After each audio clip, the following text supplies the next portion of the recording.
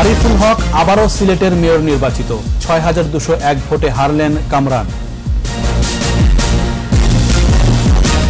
৭২৭ জনের হজ যাত্রা নিশ্চিত করতে কাজ করছে সরকার ও হাব, কাল পর্যন্ত ভিসা দেবে সৌদি দূতাবাস।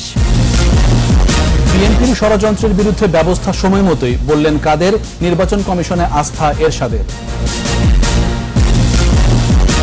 ঝুঁকি নিয়ে রাস্তা পারাপারে বাড়ছে দুর্ঘটনা, দরকার সচেতনতা, বললেন স্বরাষ্ট্রমন্ত্রী। ট্রাফিক সপ্তাহ আরও ৩ দিন।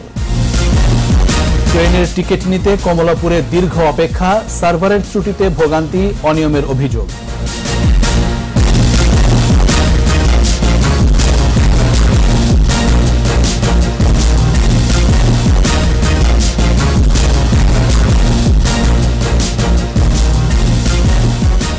শুনছিলেন ফার্স্ট সিকিউরিটি ইসলামী ব্যাংক লিমিটেড সংবাদ শিরোনাম। আমন্ত্রণ জানাচ্ছি সন্ধ্যা ৭টার ২১ সংবাদে। আপনাদের সাথে আছি আমি জাবের হোসেন এবং আমি রাহনুমা রাহি। এছাড়া সংবাদে আরো থাকছে: বঙ্গবন্ধু তরুণ প্রজন্মের প্রেরণা, জাতির জনকের দেশপ্রেম, নেতৃত্বের গুণাবলী, অদম্য সাহস অনুকরণীয়।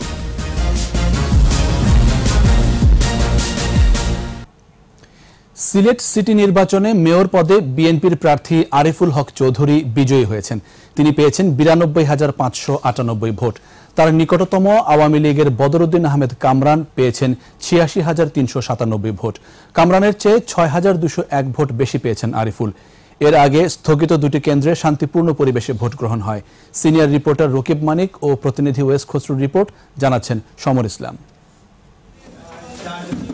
শনিবার সকাল ৮টায় শুরু হয়ে বিকেল ৪টা পর্যন্ত ভোট গ্রহণ হয় সিলেট সিটি নির্বাচনে স্থগিত দুই কেন্দ্রে। গণনা শেষে ঘোষণা করা হয় বেসরকারি ফলাফল। ২৭ নম্বর ওয়ার্ডের হবিনন্দী সরকারি প্রাথমিক বিদ্যালয় কেন্দ্রে বিএনপির প্রার্থী আরিফুল হক চৌধুরী পেয়েছেন ১,০৫৩ ভোট। এই কেন্দ্রে আওয়ামী লীগের বদরুদ্দিন আহমেদ কামরান পেয়েছেন ৩৫৪ ভোট।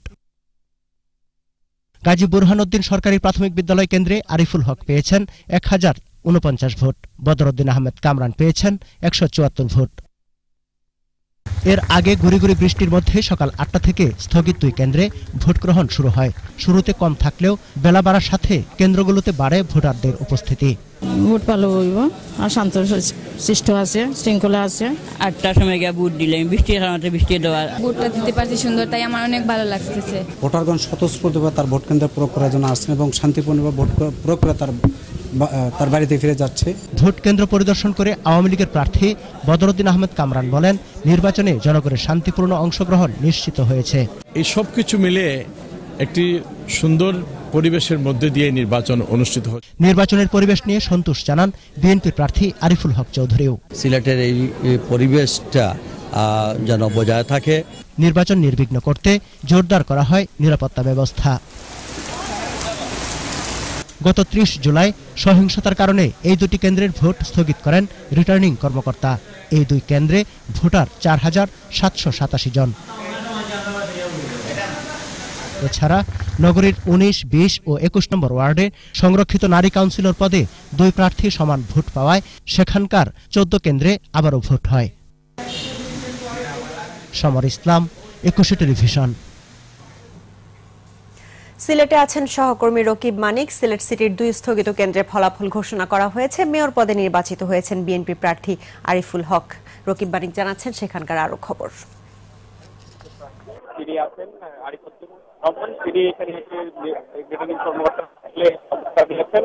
আর এখানে আনুষ্ঠানিকভাবে রিটার্নিং কর্মকর্তার কার্যালয় থেকে একটি কেন্দ্রের রেজাল্ট ঘোষণা করা হয়েছে।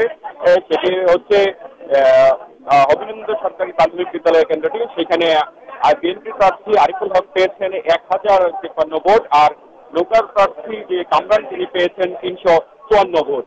আর এছাড়াও আরেকটি কেন্দ্র আছে যেটি বুরহানুদ্দিন সরকারি প্রাথমিক বিদ্যালয়, যে কেন্দ্রটির রেজাল্ট এখনো এখান থেকে আনুষ্ঠানিকভাবে ঘোষণা করা হয়নি, কিন্তু আমরা এজেন্টের কাছ থেকে পাওয়া তথ্য মতে আমরা এখানে একটি তথ্য সংগ্রহ করেছি। সেখানে আরিফুল পেয়েছেন ১,০৫৯ ভোট আর কামরান পেয়েছেন ১৭৪ ভোট।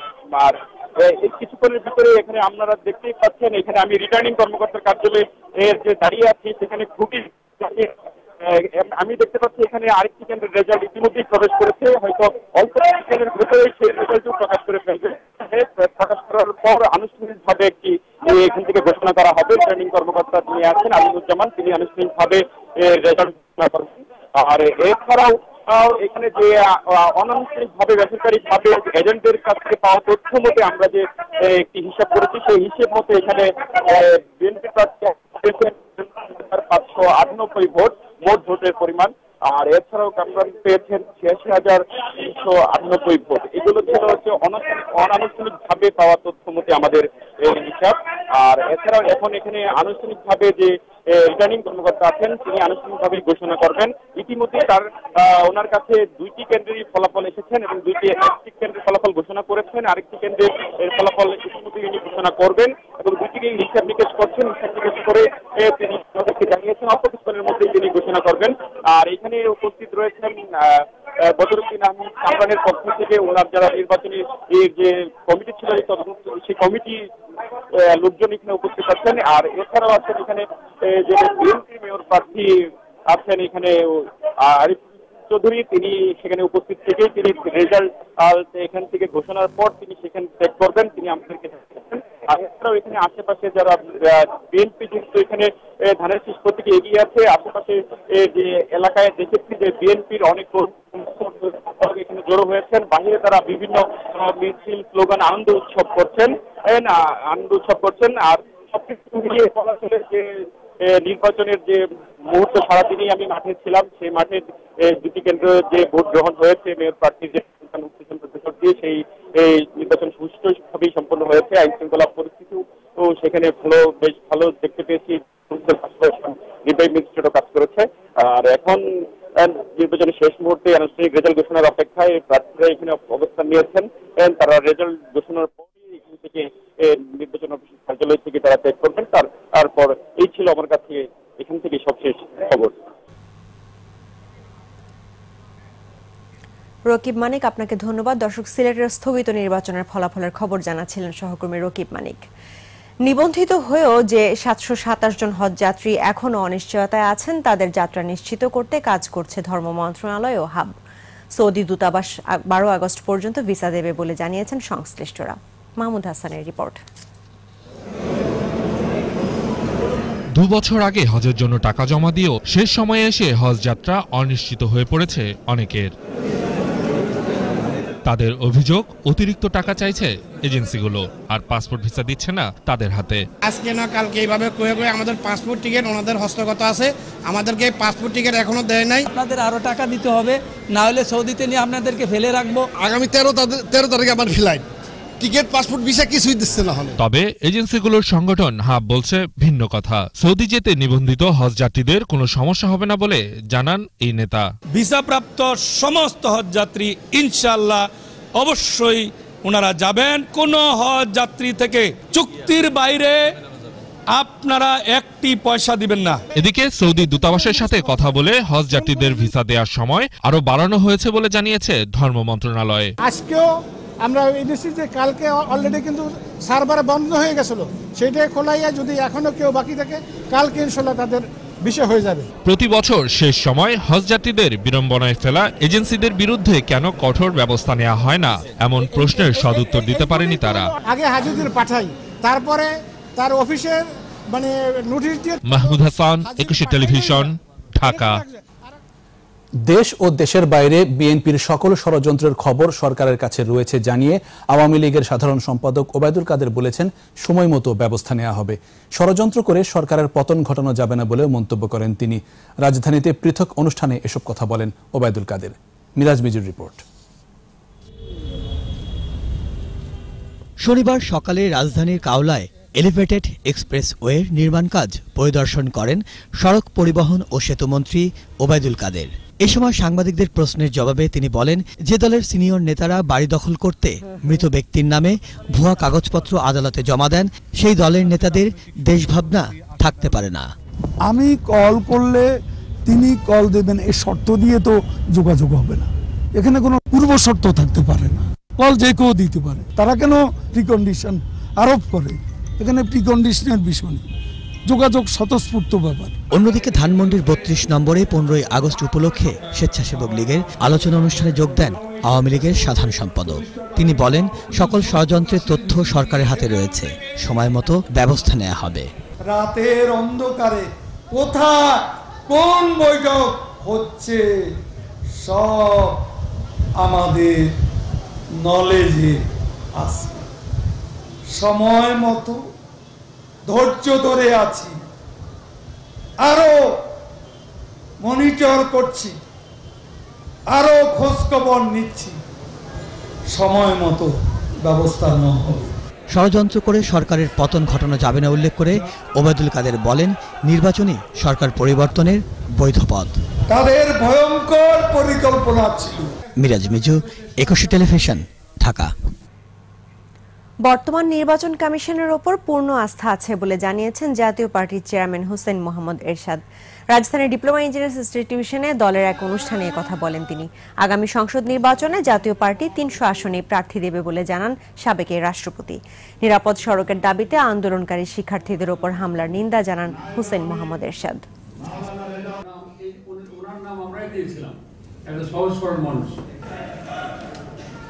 ওনার নাম আমরাই দিয়েছিলাম, একটা সহজ সরল মানুষ, সেজন্য আমরা পরিবর্তন দাবি করি না।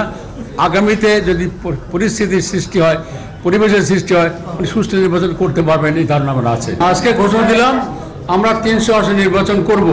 আমার হৃদয় অত্যন্ত ভারাক্রান্ত, মাদের কান্না আর ছাত্রদের আর্তনাদ এখনো আমাকে নিষ্পেষিত করে চলেছে।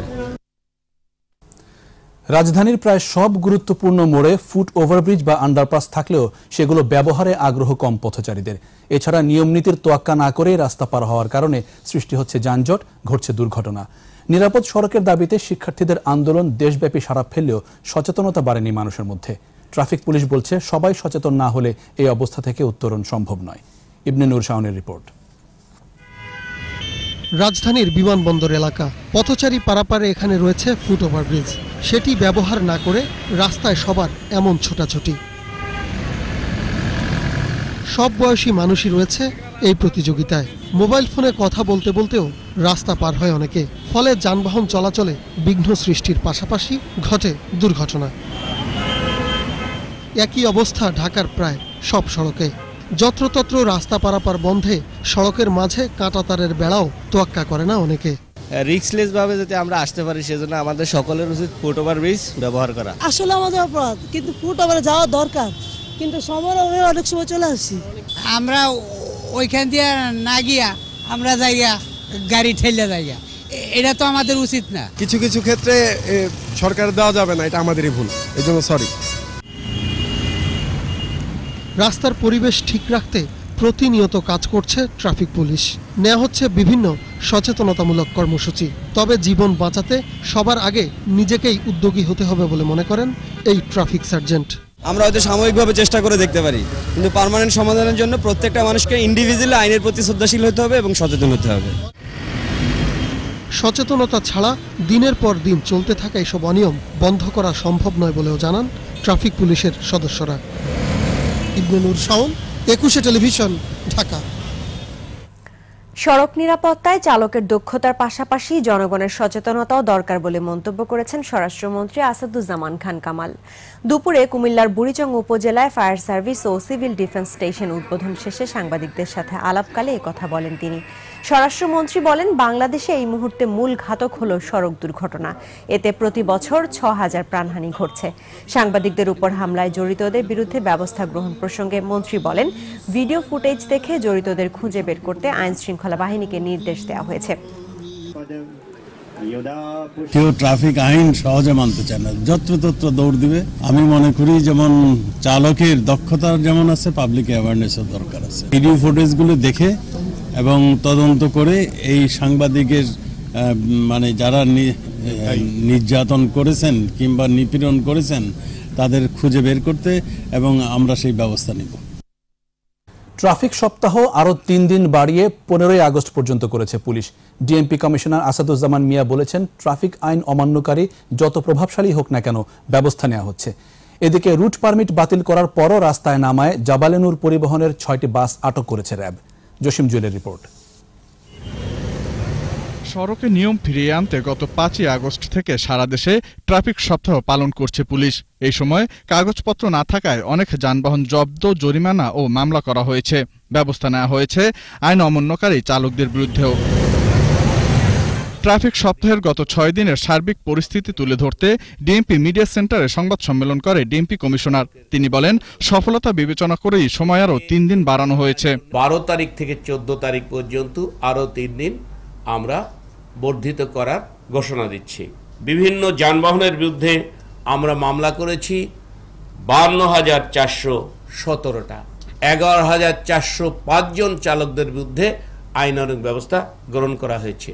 প্রায় 3 কোটি টাকার উপরে এই 6 দিনে আমরা রাজস্ব আদায় করেছি। শিক্ষার্থীদের আন্দোলন যারা ভিন্ন খাতে নিতে চেয়েছিল তাদের অনেককেই চিহ্নিত করা হয়েছে বলে জানান ডিএমপি কমিশনার। বলেন, দায়িত্বশীল নেতাদের অডিও রেকর্ড পুলিশের হাতে আছে। যারা জনস্বার্থজনিত ইস্যুকে ভিন্ন খাতে প্রবাহিত করে দেশে বিশৃঙ্খলা অরাজকতা সৃষ্টির অপপ্রয়াস করে তাদের বিরুদ্ধে অত্যন্ত কঠোরভাবে আইন প্রয়োগ করা হবে।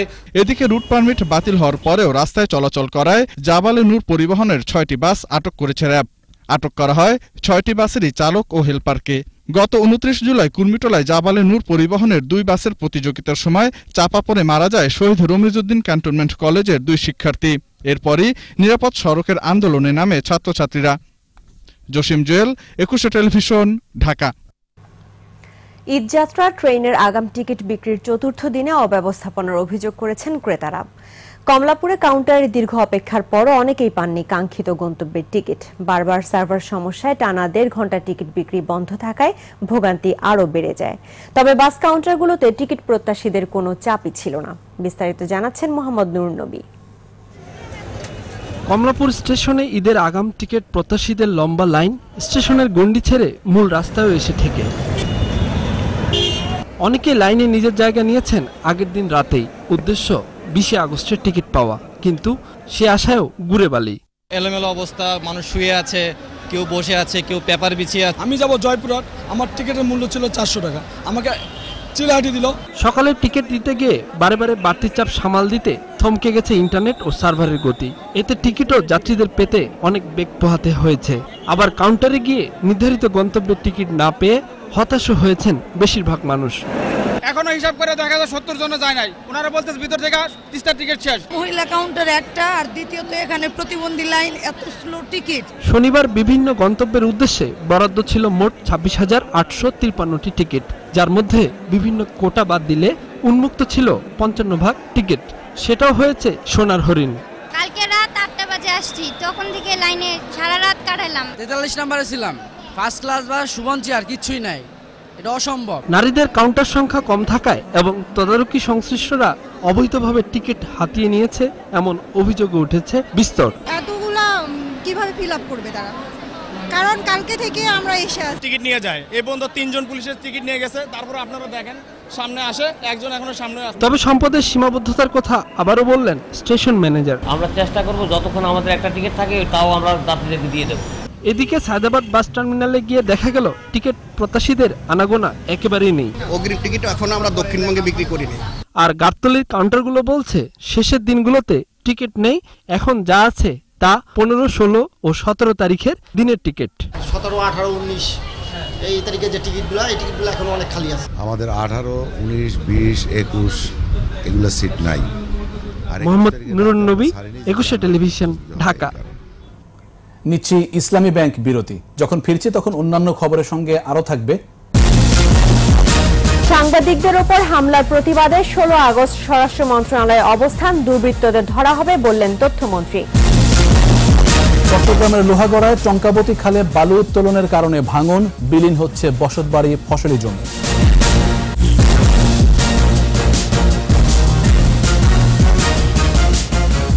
আবারও আমন্ত্রণ সন্ধ্যা 7টার 21 সংবাদে। শিক্ষার্থী আন্দোলনের খবর সংগ্রহের সময় ফটোগ্রাফার রিপোর্টারদের উপর হামলাকারীদের বিচার দাবিতে 2 দিনের কর্মসূচি দিয়েছেন সাংবাদিক নেতারা। দুপুরে জাতীয় প্রেস ক্লাবের সামনে ঢাকা সাংবাদিক ইউনিয়ন ও বাংলাদেশ ফেডারেল সাংবাদিক ইউনিয়নের এক মানববন্ধনে সাংবাদিক নেতারা দুর্বৃত্তদের হামলার নিন্দা জানান।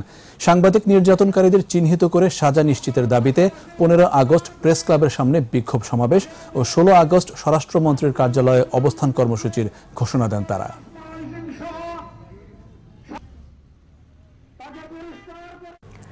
সাংবাদিকদের উপর হামলাকারীদের অবিলম্বে গ্রেফতার ও সাংবাদিক নির্যাতনের প্রতিবাদে মানববন্ধন করেছেন বিভিন্ন জেলার সাংবাদিকরা। রাজশাহীর আলুপট্টিতে রাজশাহী সাংবাদিক ইউনিয়নের আয়োজনে মানববন্ধন হয়। নওগাঁর মুক্তির মোড়ে মানববন্ধন করে নওগাঁ জেলা প্রেস ক্লাব। সাংবাদিকদের উপর হামলাকারীদের বিচারের দাবিতে মানববন্ধনে যোগ দেন ঝিনাইদহ প্রেস ক্লাবের নেতৃবৃন্দ সহ জেলায় কর্মরত সাংবাদিকরা। মানববন্ধন করেছেন টাঙ্গাইল প্রেস ক্লাবের সদস্যরা। বান্দরবান প্রেস ক্লাবের সামনে মানববন্ধনে সাংবাদিকদের নিরাপত্তা নিশ্চিত করা সহ হামলাকারীদের দৃষ্টান্তমূলক শাস্তির দাবি জানানো হয়।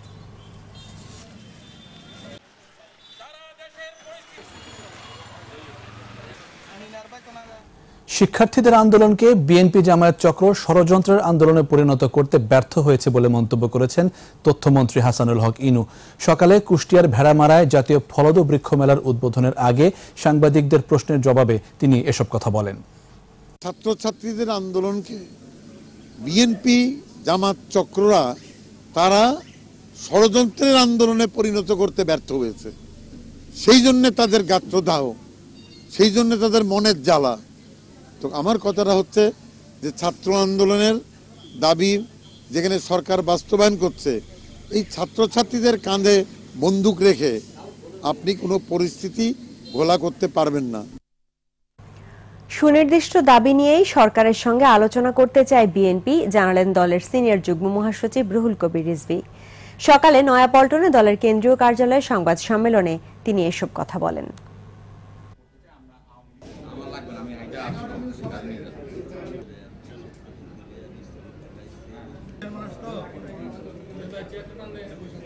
দাবিগুলোকে তো বিবেচনা তো নিতেই হবে, আর দাবিগুলোকে তো বিবেচনা তো নিতেই হবে। আর কে বলেছে শূন্য টেবিলে তো আলোচনা হয় না? আমরা যে দাবির উপর আন্দোলন করেছি নিশ্চয়ই সেটা তো আলোচনায় সেখানে আলোচিত হতে হবে, কিন্তু তারা যদি আবার এটা ছাড়া এটা হবে না, ওইটা ছাড়া ওইটা হবে না, তাহলে তো বুঝতে হবে সাদা দেখালেও সাদা তাদের মন নয়, একটু অফ হোয়াইট টাইপের মন তাদের মধ্যে আছে। গণপরিবহনের ব্যবস্থাপনা ও সড়ক পরিবহন আইন 2018 যুগোপযোগী করতে 16 দফা দাবি দিয়েছে রোড সেফটি ফাউন্ডেশন। সকালে ঢাকা রিপোর্টার্স ইউনিটির সাগররুনি মিলনায়তনে আয়োজিত সংবাদ সম্মেলনে তাদের দাবিগুলো উত্থাপন করেন রোড সেফটি ফাউন্ডেশনের ভাইস চেয়ারম্যান আব্দুল হামিদ শরীফ। পেশকৃত দাবিগুলোর মধ্যে গণপরিবহন আইন যুগোপযোগী ও রাজনৈতিক প্রভাব মুক্তকরণ, প্রশিক্ষণের মাধ্যমে দক্ষ চালক তৈরি, চালক শ্রমিকদের কর্মঘণ্টা নির্দিষ্টকরণ উল্লেখযোগ্য। মনে হচ্ছে সরকার দিন দিন নয়। এবার আমাদের সাপ্তাহিক আয়োজন সোশ্যাল ইসলামী ব্যাংক লিমিটেড 21-এর চোখ।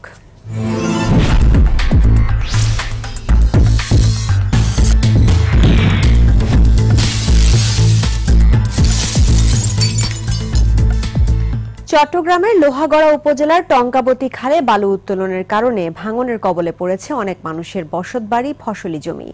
বালুমহলের ইজারাদাররা প্রভাবশালী হওয়ায় ভয়ে মুখ খোলার সাহস পায় না ভুক্তভোগীরা। তবে স্থানীয়দের দাবি অনুযায়ী ব্যবস্থা নেওয়ার আশ্বাস দিয়েছেন জেলা প্রশাসক।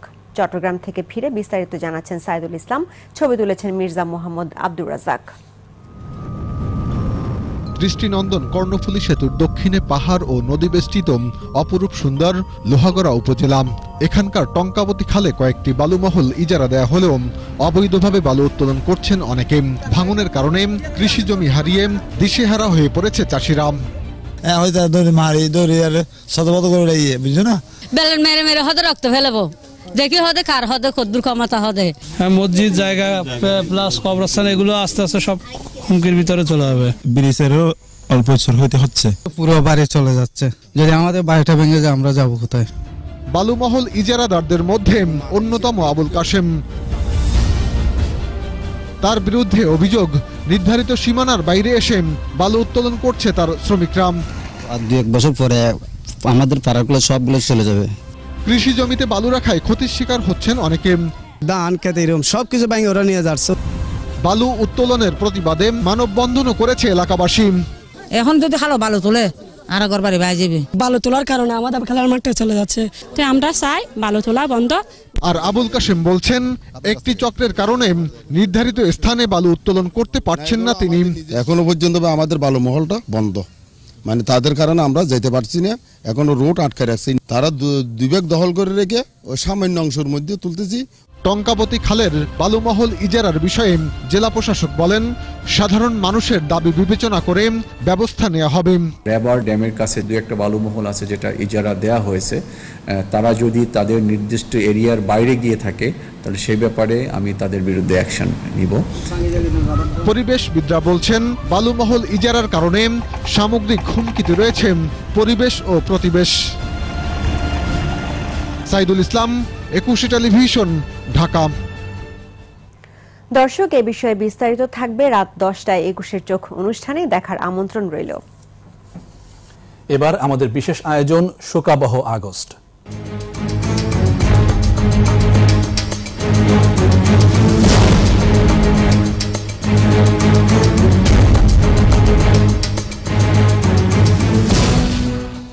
তারুণ্যের কাছে বঙ্গবন্ধু মানেই স্বাধীনতা, বঙ্গবন্ধু মানেই বাংলাদেশ।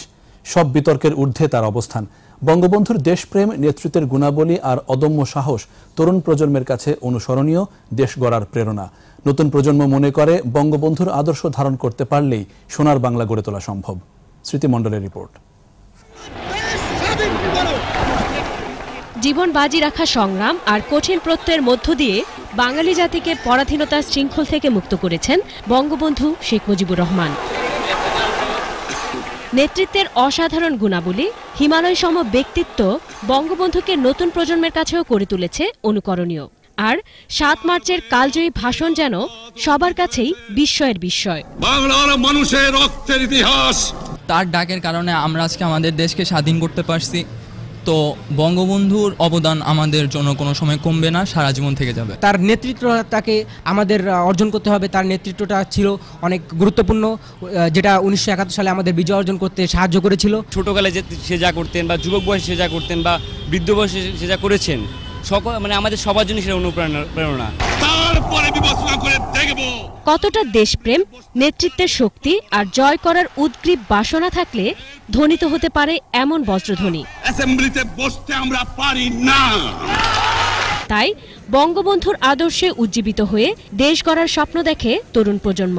দেশপ্রেমের ব্যাপারটা আমি মেইনলি বলবো যে আমাদের সবারই অনুসরণ করা উচিত। তার আদর্শ অনুযায়ী আমরা আমাদের বাংলাদেশকে সেভাবে ভালোবাসবো। বঙ্গবন্ধুর যে আদর্শটা আছে বা যেটা আমরা জানছি সেটা আসলেই সারা জাগাচ্ছে বা সেটা হচ্ছে আমাদেরকে অনুপ্রেরণা করছে। তাদের মতে জাতির জনকের দেখানো পথেই গড়ে তোলা সম্ভব সোনার বাংলা। আমাদের কাছে সে বিতর্কের ঊর্ধ্বে, আর সে তার রাজনৈতিক জীবনে যে আদর্শগুলো রেখে গিয়েছে সে মানে আদর্শ যদি আমরা ধারণ করতে পারি বা প্রকৃতপক্ষে যদি আমরা সে অনুযায়ী দেশ পরিচালনা করতে পারি, আমি বিশ্বাস করি আমার দিক থেকে যে বাংলাদেশ আরো অনেক দূর এগিয়ে যাবে। যদি যথাযথভাবে আদর্শগুলো অনুসরণ করা হয় তাহলে আমরা এই দেশটাকে আরো ভালোভাবে উন্নত করতে পারবো। বঙ্গবন্ধু আমাদের জাতির পিতা, তার জন্য আমরা এই দেশটা পেয়েছি। এখন আমরা তার স্বপ্নের মতন আমরা দেশটিকে গড়ে তুলব।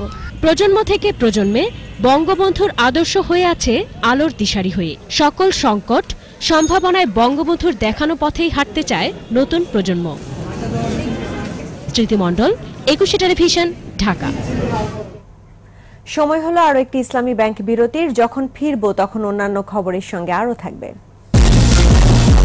চট্টগ্রামে বেড়েছে গবাদি পশুপালন, কোরবানিতে সংকট হবে না বলছেন সংশ্লিষ্টরা। 18 আগস্ট পাকিস্তানের 21তম প্রধানমন্ত্রী হিসেবে শপথ নেবেন ইমরান খান। দেখছেন সন্ধ্যা 7টার 21 সংবাদ। উপমহাদেশ বিভক্তির রাজনীতি এবং বাংলাদেশ ভারত সম্পর্ক নিয়ে জন ইতিহাস চর্চা কেন্দ্র এবং গবেষণা ও উন্নয়ন কালেকটিভ আয়োজিত 3 দিনের আন্তর্জাতিক সম্মেলন শুরু হয়েছে। সকালে ঢাকা বিশ্ববিদ্যালয়ের সমাজ বিজ্ঞান অনুষদের মোজাফফর আহমেদ চৌধুরী মিলনায়তনে এই সম্মেলন শুরু হয়। ঢাকা বিশ্ববিদ্যালয়ের উপাচার্য মোহাম্মদ আখতারুজ্জামানের সভাপতিত্বে উদ্বোধনী অধিবেশনের প্রধান অতিথি ছিলেন জাতীয় অধ্যাপক ডক্টর রফিকুল ইসলাম। সম্মানিত অতিথি হিসেবে উপস্থিত ছিলেন পাঞ্জাব বিশ্ববিদ্যালয়ের পরিচালক প্রফেসর ডক্টর জাসপাল কাউর ডাঞ্জু। এছাড়া সম্মেলনে 70 জন বিদেশি অতিথি সহ প্রায় 350 জন সম্মানিত অতিথি যোগ দিচ্ছেন। চট্টগ্রামে গত 3 বছরে গবাদি পশুর লালন পালন বেড়েছে প্রায় 82%। উৎপাদন বেড়ে যাওয়ায় ঈদুল আজহায় তেমন পশু সংকট হবে না বলে মনে করেন জেলা প্রাণী সম্পদ বিভাগের কর্মকর্তারা। চট্টগ্রাম থেকে হাসান ফেরদৌসের রিপোর্ট, জানাচ্ছেন মিজানুর রহমান। চট্টগ্রামে এবার কোরবানি পশুর চাহিদা প্রায় 6,55,414টি। এর মধ্যে 14টি উপজেলার বিভিন্ন খামারে কোরবানিযোগ্য পশু মজুদ আছে 5,81,634টি। এর মধ্যে গরু 3,94,503টি, মহিষ 43,921টি, ছাগল ভেড়া 1,42,819টি। কর্মকর্তারা বলছেন, কয়েক বছর আগে চট্টগ্রাম অঞ্চলে পশু সংকট থাকলেও গত 3 বছর ধরে এই চাহিদা মেটানো হচ্ছে স্থানীয়ভাবে। বাজারে ব্যাপক চাহিদা থাকায় পশুপালনে আগ্রহ বাড়ছে বলে জানালেন খামারিরা। পাশাপাশি জেলা প্রাণী সম্পদ বিভাগের সহায়তাও পাচ্ছেন তারা। কোনো প্রবলেম হলে গরু অসুস্থ হয়ে গেছে, তারা ডাক দিলে ওনাদের কাছ থেকে আমরা ফিজিক্যালি সহযোগিতা পাইলে দেখা গেল আমি আজকে 20-25টা হয়তো দেখা গেল আমি 100 গরু তুলতে পারবো। প্রযুক্তি সহযোগিতাটাই করতেছি। অন্যান্য খাদ্য কিভাবে খাওয়াবে সবগুলো প্রযুক্তি আমরা ধারাবাহিকভাবে ওনাদেরকে দিচ্ছি। গ্রামীণ পর্যায়ে পশুপালন ও উদ্বুদ্ধকরণ কর্মসূচির আওতায় সরকার খামারিদের প্রশিক্ষণ দেওয়ার উদ্যোগ নিয়েছেন বলে জানান জেলা প্রাণী সম্পদ কর্মকর্তা। একসময় 3842টা আমাদের মোটা তাজাকরণ বা বলিষ্ঠপুষ্টকরণ খামার ছিল, এখন সেটা 7000-এ রূপান্তর হয়েছে। এবার এই অগ্রগতিটা কিন্তু এগিয়ে চলছে। ভবিষ্যতে এটাকে আরো জোরদার করার জন্য আমরা নানা কর্মসূচি করে যাচ্ছি। চট্টগ্রামে গত বছর পশু উৎপাদন হয়েছিল 5,02,430টি। এবছরে বেড়েছে প্রায় 80,000। ন্যায্য মূল্যে রোগবালাই, প্রতিষেধক টিকা সরবরাহ, স্বাস্থ্যবান্ধব খাদ্য ব্যবস্থাপনা বিষয়ে খামারিদের প্রশিক্ষণ সহ সরকারের নানা উদ্যোগের কারণে পশু উৎপাদন বাড়ছে বলে জানালেন কর্মকর্তারা। মিজানুর রহমান, 21 টেলিভিশন। এ পর্যায়ে রয়েছে ব্যবসা বাণিজ্যের খবর।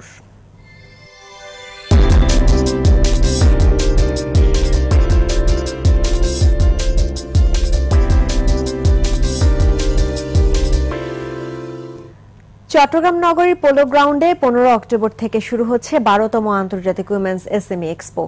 দুপুরে নগরের আগ্রাবাদস্থ Chittagong women chamber of commerce and ইন্ডাস্ট্রির কার্যালয়ে সংবাদ সম্মেলনে এসব তথ্য জানান সংগঠনটির ভাইস চেয়ারম্যান ডাক্তার মিনাল মাহবুব। মেলায় অংশ নেয় Iran, Bharat, China, Malaysia, Thailand সহ বিশ্বের বিভিন্ন দেশ এবং বাংলাদেশের নারী উদ্যোক্তাদের 350টি স্টল এবং 15টি প্যাভিলিয়ন। আর এরই সঙ্গে শেষ করছি সন্ধ্যা 7টার 21 সংবাদ। তবে যাবার আগে ফার্স্ট সিকিউরিটি ইসলামী ব্যাংক লিমিটেড সংবাদ শিরোনামগুলো জানাবো আরো একবার। আরিফুল হক আবারও সিলেটের মেয়র নির্বাচিত, 6196 ভোটে হারলেন কামরান। 727 জনের হজ যাত্রা নিশ্চিত করতে কাজ করছে সরকার ও হাব। কাল পর্যন্ত ভিসা দেবে সৌদি দূতাবাস। বিএনপির ষড়যন্ত্রের বিরুদ্ধে ব্যবস্থা সময় মতোই, বললেন কাদের।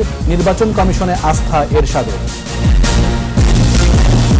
ঝুঁকি নিয়ে রাস্তা পারাপারে বাড়ছে দুর্ঘটনা, দরকার সচেতনতা, বললেন স্বরাষ্ট্রমন্ত্রী। ট্রাফিক সপ্তাহ আরো 3 দিন। ট্রেনের টিকিট নিতে কমলপুরে দীর্ঘ অপেক্ষা, সার্ভারের ত্রুটিতে ভোগান্তি, অনিয়মের অভিযোগ।